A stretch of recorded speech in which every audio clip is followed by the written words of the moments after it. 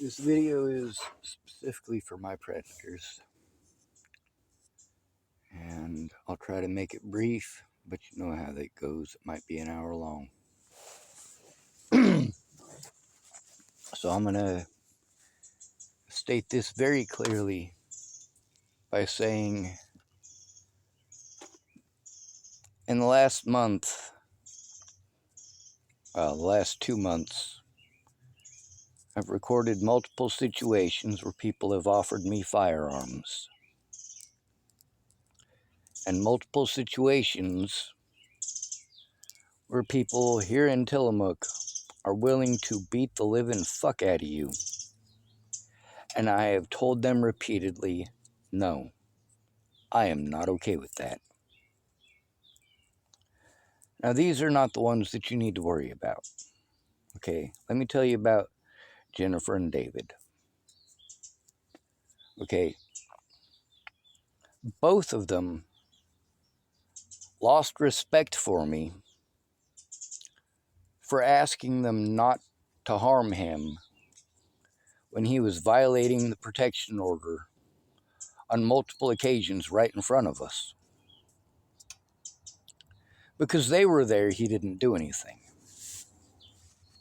But he's still violating the protection order by literally going by here every single day. The day I met Andrew Wolnez, he wanted to accuse me of killing a little girl in Colorado and accused me of videoing some little kids peeing in the bathroom at Safeway and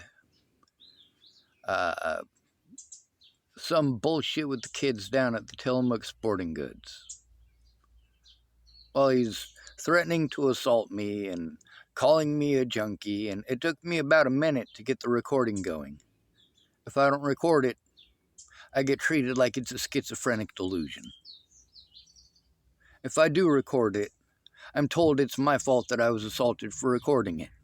I'm told to walk away, but most of these people and most of these recordings, you guys get to see that I'm recording when they approach me, I don't approach them. In most of these situations, I'm already recording because the first time that they assaulted me, I wasn't expecting it. Andrew Wolnez projected it. He was busy screaming and yelling and trying to convince the other people that were there turning in cans that I was a sexual predator, that I was a registered sex offender, and that I was wanted for murder in Colorado. And they just kind of moped around and watched. Now, it was hard for me to get my phone out of my pocket. I was there to turn in cans. I wasn't there to fucking get harassed by Andrew Wolnez. I didn't go there to approach one of my predators. I didn't know who this guy was. I'd seen him before. I'd never said a word to him, and he'd never said a word to me.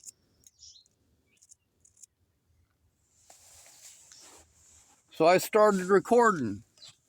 And the things that he was saying before I started recording, he repeated a lot of that same stuff after I started recording. He just kept it up.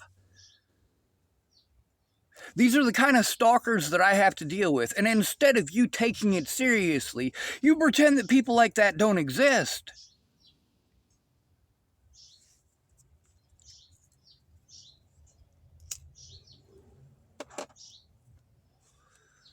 So, of course, in that very same video, I left. Now, I followed the instructions that I was given. The people at Safeway said that if people are doing that to me, I'm supposed to go in the Safeway. Now, once I started stepping towards the Safeway, he stepped in front of me. Now, obviously, somebody walked off right away to go inside and try to get help. And I did notice that.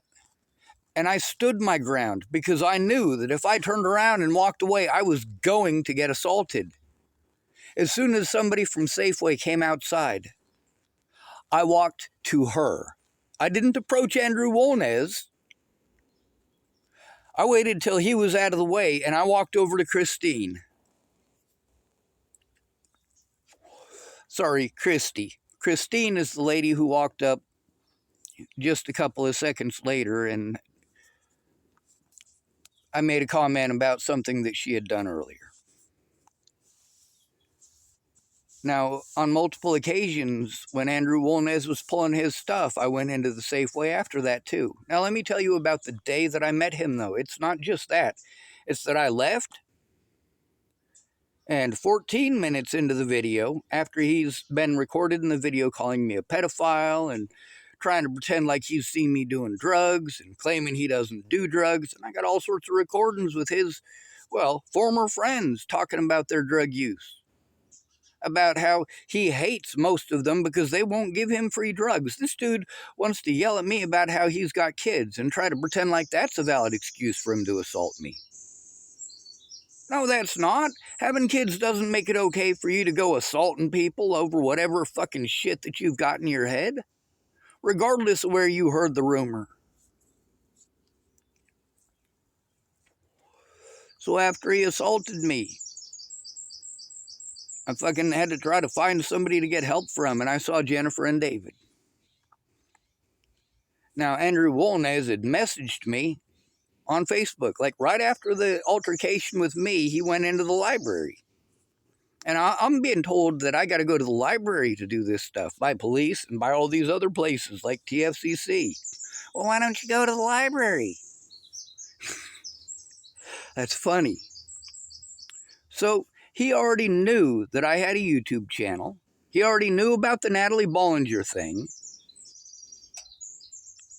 He already had it set up so that he could go over to the library and start typing at me immediately after the situation of him assaulting me. So I had to take screenshots of that and block his ass. And that's how I found out what his name was. Because he was dumb enough to fucking stalk me further after fucking assaulting me. He wanted to stalk me on the internet immediately after assaulting me and making false accusations. Now, anybody can look up Natalie Bollinger and just ask, who killed Natalie Bollinger? If you look up Natalie Bollinger's name and you only watch the first 5 minutes, you might think that I'm some sort of creepy weirdo who fucking killed somebody. But if you ask straight up, type in Google, who killed Natalie Bollinger, it will tell you Joseph Michael Lopez.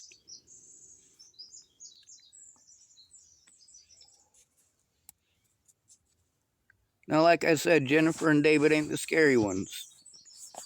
So, while Andrew Wolnez was typing that stuff at me and Jennifer and David are walking by, I walked over to them and I started telling them about the situation.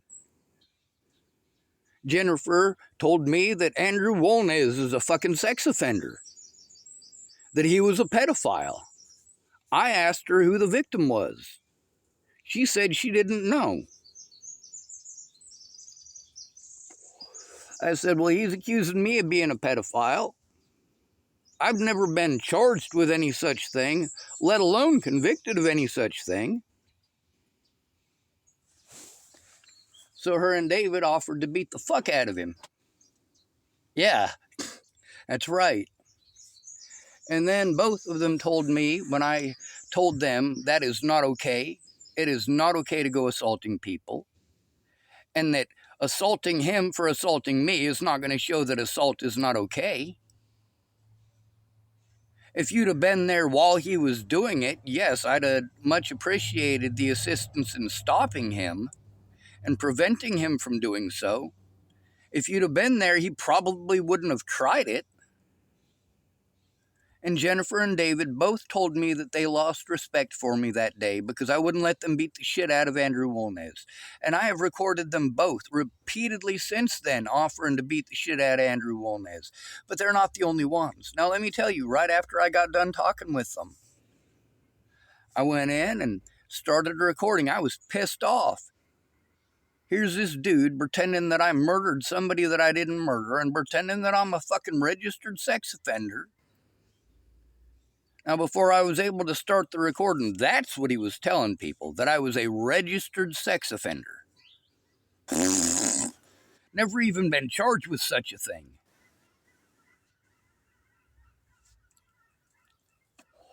And David said, you know what? He's calling you a pedophile when you're not a pedophile. You can call him that back. Turnabout is fair play. Now, you've gotten to see through all of this that that's actually not true. According to the law, obviously, it is perfectly legal for you to literally threaten to kill me and my friends and family. You can literally send me a message telling me that you will murder my niece and my sister if I don't pretend to be a pedophile. That's called coercion, by the way. Meanwhile, that puts me in a state of duress. And because I'm in a state of duress, I have communication issues. And then police get to prey on those communication issues and pretend that I'm making this stuff up, that I'm some delusional asshole on drugs. No, I am fucking overwhelmed with the sheer quantity of abuse and how people keep downplaying how important it is to look at the evidence and turn it in with me. If you know something, say something.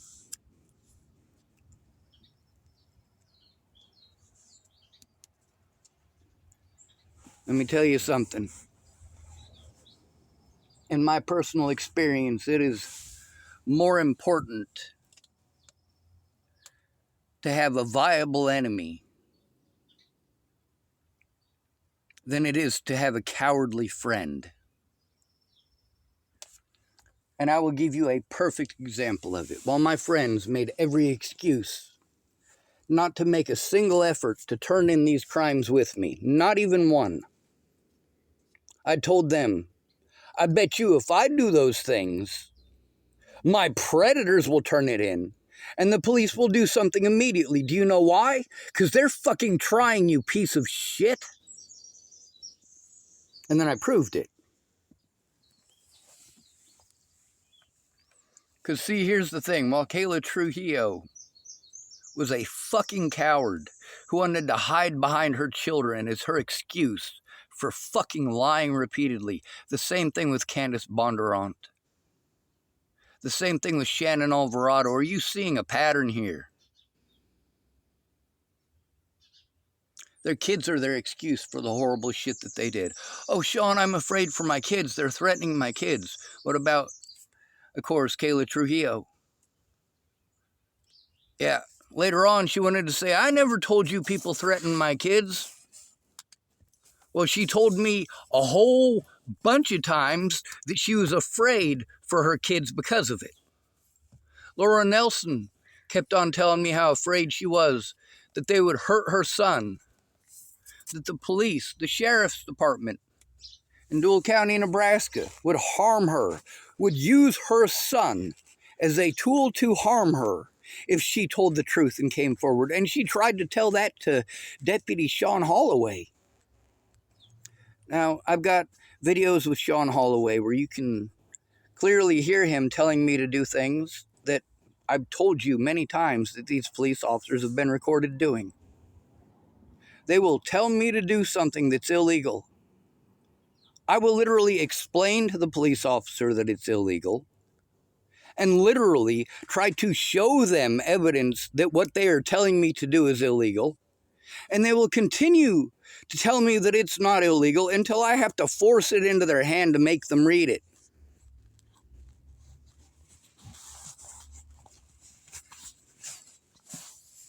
When it comes to the people who offer to beat your ass for me, I tell them no, and although they lose respect every time I tell them no, at least they still respect me enough not to beat your ass. And when people offer to give me guns to shoot you, I can say no. I'm not interested in killing anybody. Now, the ones you really need to be afraid of aren't the ones that said no. The ones you need to be afraid of are the ones who loved me enough to tell me, Sean, I don't care what you say. I'm going to fucking kill these people. Those are the ones that you need to be fucking scared of. There's a reason that when those people threatened to murder you, that I made it very public that I wasn't friends with them any longer, that they were not my friends. If you are going to claim that you love me so much that you're willing to murder somebody, then you should love me enough to hear my side and help me to fucking turn it into the cops.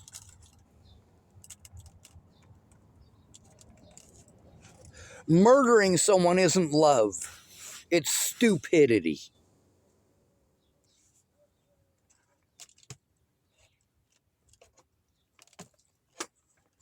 Andrew Wolnez still stalks me, and I still bust him doing it. But instead of the people who claim that they're going to help me to turn it in, helping to turn it in, they want to have a bunch of ideas that make more work for me and make more work for them, and they're going to get themselves overwhelmed with volunteering for a bunch of stuff that I already asked them to stop volunteering. We aren't getting very far in this because I need you to listen before volunteering for literally everything, because there's a lot. Once I get through telling you all of this stuff, you're going to recognize that you probably shouldn't have volunteered for anything except listening.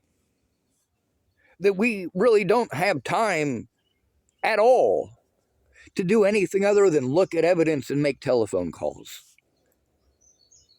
And if you're short on time, we need to find a way to do those two things and focus on those two things. But when you want to push your special project after telling me that you're going to leave it alone for a bit, and then you want to continue to push it. So I agree to invest some time and money into that, as well as into what I need to get done that you promised me or told me that you were going to help me with to begin with, which is to look at evidence and turn it in, to make the photocopies. If you're going to volunteer for everything, you're already going to be overwhelmed. A lot of this stuff I can do for myself. I don't need you to volunteer to do everything. I need you to help me with the things I can't do for myself. I can't verify for myself that this evidence exists. It takes two people to verify it. Two. The reason that the number one thing that you're supposed to do is to go in with the victim. This is what you're supposed to do to help them. This is what you do to help to turn it in. After you have listened to the victim, step two is to go in with them right away. If you can't do it right away, as soon as you can, because it's an emergency. If you don't turn it in right away, you allow that predator to do it again. You allow that predator access to the victim again. You allow the police the excuse that you didn't turn it in right away. I've got multiple calls with 911 here too. I was told to call 911 when these things happen. I was also told that if it's unsafe for me to call then and there, which you get to see on multiple occasions, when you start calling 911 right away and your predator is still there and present, they're going to smack your phone out of your hand. It's going to get broken, and then you don't have the evidence.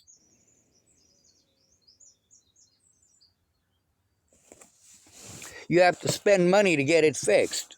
But when you're homeless and they're not, and the police decide that you're guilty because you're homeless and broke,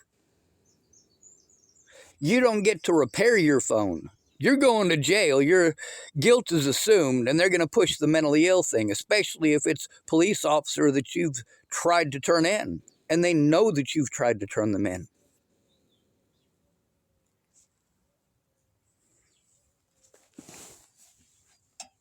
I recorded my predators breaking the law, and I am confident that I still have enough evidence to prove that I am the victim, that they gaslighted the fuck out of me and victimized me and assaulted me and lied about me to make me a target, that it is abuse that I am reacting to, not some schizophrenic delusion. I am reacting to physical assaults. I am reacting to actual threats against my life. You know the difference between Tim Beeson calling me up and telling me that he's going to kill Jamie and Zyler, although he couldn't pronounce Zyler's name properly?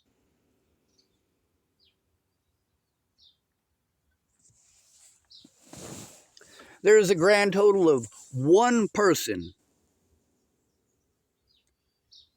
out of all of those fucked up situations. There was one person who I messaged the name Zyler to.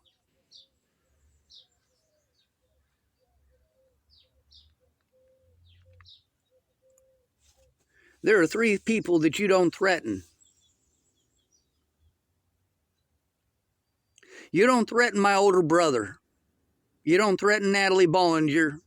And you don't threaten Zyler Cox. Those are the 3 people that you don't fucking threaten.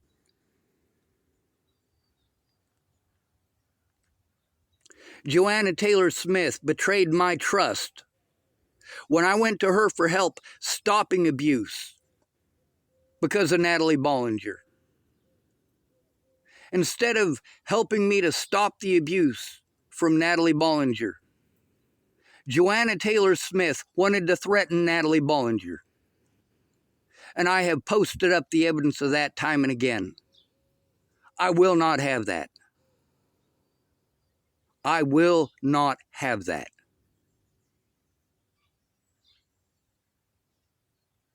If anyone is going to have to threaten somebody or break the law in any way, shape, or form, I don't want my friends doing it. When they tell me their intentions to do so, I am not going to encourage it. I am going to discourage it every time. And if I think they're serious, I'll sure as fuck turn them in. If the cops won't listen to me, I'll go to fucking YouTube. I think you'd be surprised how many of my friends I turned in on YouTube because they were threatening to assault or fucking kill people. Not that anybody listened. But if you go back through, you might be able to pay attention a bit and realize that, yeah, there's a lot of my friends who are not friends with me anymore. And I want you to stop and think to yourself how lucky you are that I made sure that those people knew we were not friends anymore, in the hopes that would prevent them from fucking killing you. Because not all of them have enough respect. Sure, they may have enough love in their own minds to think that they're doing me a favor by fucking putting a goddamn bullet in your head. But that's not love. Maybe my predators were manipulated into doing fucked up shit. That does not excuse the actions that they committed. But it does go to show that the predators that I told you were manipulating people into fucking harming me were actually doing so. Oh, by the way, I have fucking hundreds of conversations with people admitting exactly that.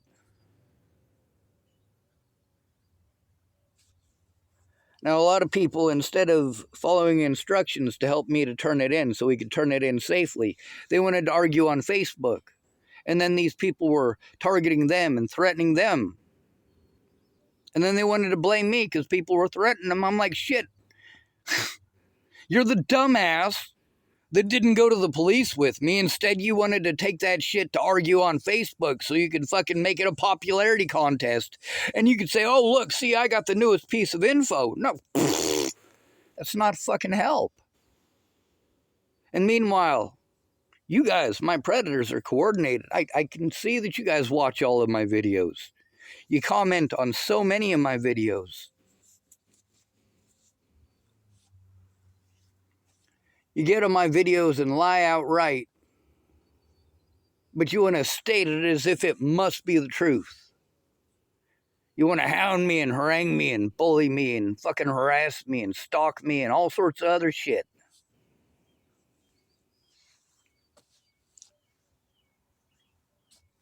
My issue is that I want the law to work. I am against this vigilante bullshit. If we're going to have laws, they need to work. If I'm going to complain that the police are breaking the fucking law and that the Bollingers are breaking the fucking law, I don't need my friends doing the exact same fucking thing.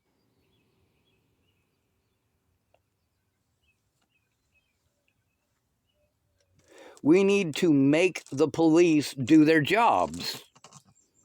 I needed help when the police needed to do their jobs. I needed a friend to help turn it in so that I wasn't abused.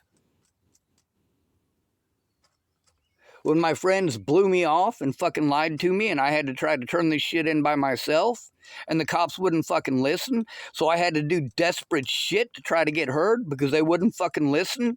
And neither would my friends. They were too busy making plans for me based on knowing nothing of the situation, going out of their way to misrepresent the situation, giving private information out to people I don't fucking know and they don't fucking know. People who are supposedly friends of mine, who are supposed to help me to safely. Yeah, I'm going to tell you a quick secret here. Amanda Ingline and a woman named, Cara Rogers, of course, a.k.a. Cara Mia, and several others, some of them people I know, had a little group on Facebook right after Natalie disappeared. And these people had all worked together in that little group and had conversations without me and decided what they needed to do and what I needed to do without listening. And then they overwhelmed me by me being texted nonstop by 6 people at fucking once while I'm overwhelmed and alone and have just avoided another situation and confrontation of assaults. And these people are busy not listening. I needed to get my flip phone that showed that I was the victim, that Natalie Bollinger outright fucking lied. So did her friends and family. That's what needed to get done. But they decided that that phone wasn't important. What was important was getting me on a bus out of state. Well, Jamie Curtis, this is Zyler Cox's mother. I was going to go see her on the way to Rapid City. Now, they wanted to bully me to leave, telling me, oh, we already bought the bus ticket. I didn't ask you to buy the fucking bus ticket. I asked you to wait until I got my fucking phone. That phone was part of what the detectives in Natalie Bollinger's fucking case needed. That was part of what they were asking for. That was part of the proof that I was the fucking victim, not them. Part of the proof that when I had my flip phone, there was never a problem between us. That literally the issue was with Alicia's phone. And if you look at that phone number, starting when there was an issue with that phone, that's when we started having problems as friends. You can see that it literally was not my telephone. It was not in my name. It was in Alicia Bollinger's name. Why was my phone in Alicia Bollinger's name? Huh?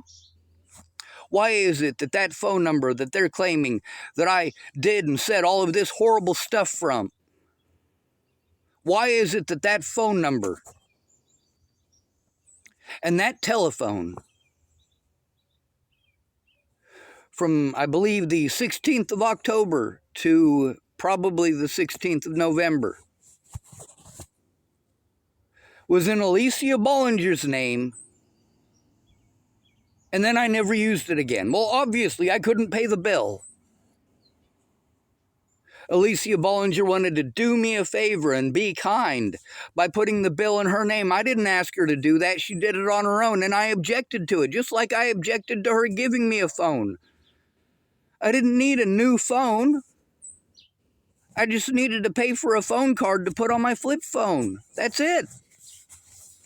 But she was insistent Like I said, people will bully me into shit that it is obviously not in my best interest. It's not in my best interest to get a new smartphone I don't know how to use, especially if it's broken as fuck, which Alicia Bollinger didn't tell me it was broken as fuck.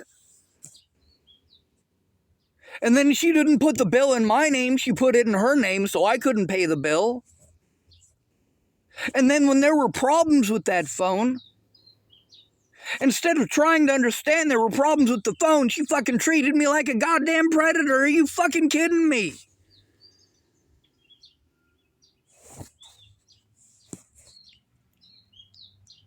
And then you guys keep on preying on me, ganging up on me, harassing me and threatening me. You get on your channels and try to encourage people not to listen to me, but to come and make fun of me.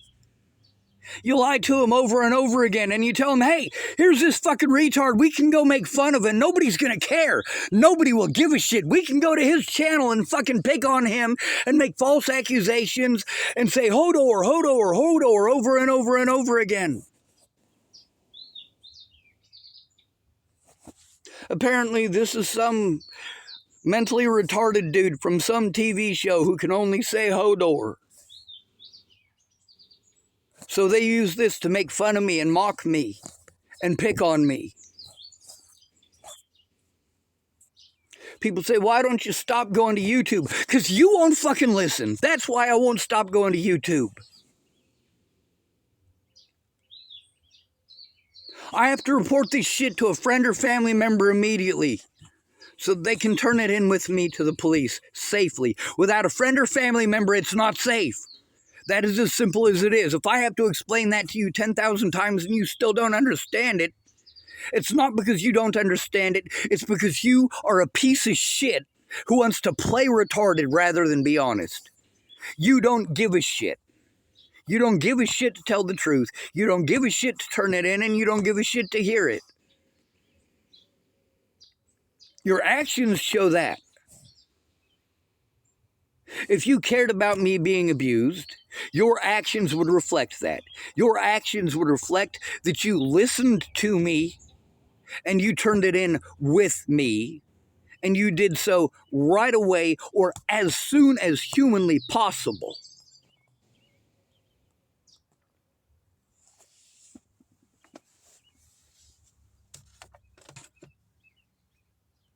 You are fucking horrible to me. Because after all of that abuse, I eventually cursed. And Mike Boudet, one of my predators, got to learn a very important lesson that he should have learned from paying attention to my situation. No matter what a woman does, she knows that if she agitates the situation, antagonizes the situation, gets her friends up in arms about a situation, and has them harming you in a situation, that she can continue to do so over and over and over again. And nobody's going to hear you. And the point is to fuck with you so much that you call her a dumb cunt. And then you're a predator. That's how fucking easy it is. You cannot call a dumb cunt, you dumb cunt.